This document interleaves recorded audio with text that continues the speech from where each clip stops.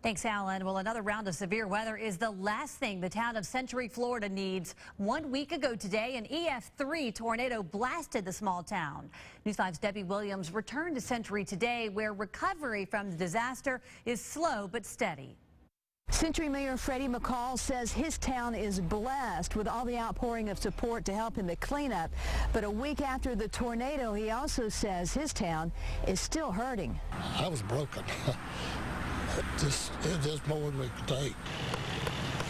A week later, and frustrations are starting to show. We feel like if this was Naples, Florida, or somewhere else, they'd have been here. Yeah. But north end of the county and north end of the state, out of sight, out of mind, we feel like that we've been overlooked.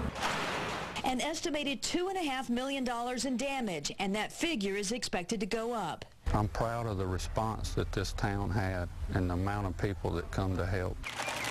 There's still plenty to do. The historic district, an organized mess. Roads are clear, but piles of trees, fences, parts of houses line the narrow streets.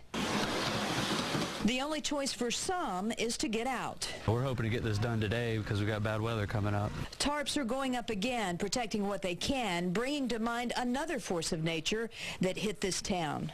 We had Ivan, but it was nothing like this. Ivan tore us up, but it wasn't nothing like this. More bad weather is predicted over the next couple of days, and even as the storm clouds are building, Century is building back. In Century, Debbie Williams, News 5. And as Debbie mentioned, crews are working to remove piles of storm debris before the next storm system moves through tomorrow.